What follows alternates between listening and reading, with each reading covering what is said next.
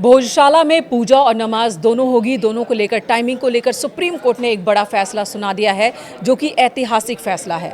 भोजशाला का मसला high court में लंबित है, वहां पर सुनवाई चल रही है। इसी विवाद के बीच सुप्रीम कोर्ट ने सरस्वती पूजा के मौके पर भोजशाला में पूजा और नमाज को लेकर टाइमिंग पर एक बड़ा फैसला दिया है और किस तरह से दोनों चीजें संपन्न होगी, इसे लेकर भी निर्देश दिए हैं अपने आदेश में। दरअसल मध्य प्रदेश के धार जिले की ऐतिहासिक भोजशाला को लेकर हिंदू मुस्लिम पक्ष के बीच लंबे वक्त से विवाद चल रहा है। यह विवाद सुप्रीम कोर्ट तक पहुंचा। लंबे वक्त से चल रहे इस विवाद पर आज सुप्रीम कोर्ट ने ऐतिहासिक फैसला दिया है। अदालत ने कहा कि भोजशाला में सरस्वती पूजा भी होगी और नमाज भी पढ़ी जाएगी।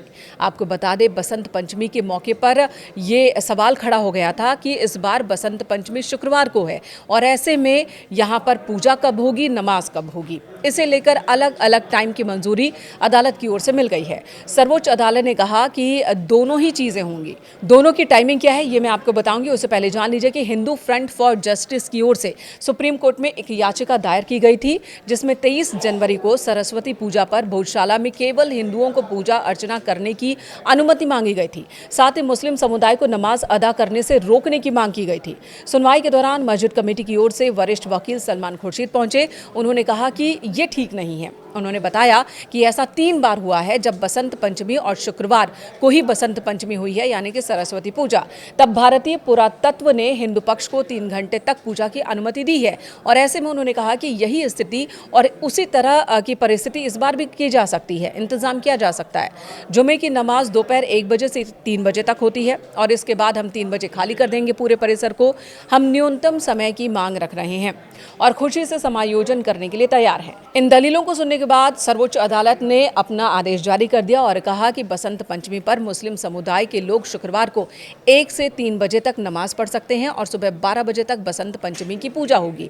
अलग अलग द्वार इसके लिए बनाए जाए। अदालत की ओर से ये कहा गया कि भोजशाला परिसर में बैरिकेटिंग लगाकर और पंडाल बनाकर अलग अलग स्थान उपलब्ध कराए जाएं दोनों पक्षों को, लेकिन हवन कुंड और नमाज अदा करने के लिए आने जाने वाले लोगों के प्रवेश और निकास का द्वार भी अलग अलग हो, यानी कि अलग अलग रास्ते हों, कहीं पर कोई विवाद की स्थिति न बने, ये इंतजाम करना होगा। फिलहाल ये मामला हाई कोर्ट में पेंडिंग है और हाई कोर्ट में मसला है क्या?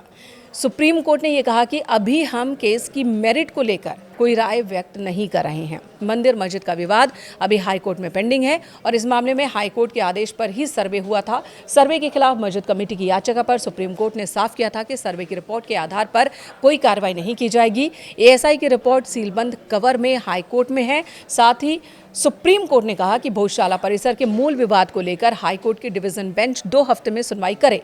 हम हाई कोर्ट से आग्रह करते हैं कि वो एएसआई की सीलबंद रिपोर्ट को ओपन कोर्ट में खोले।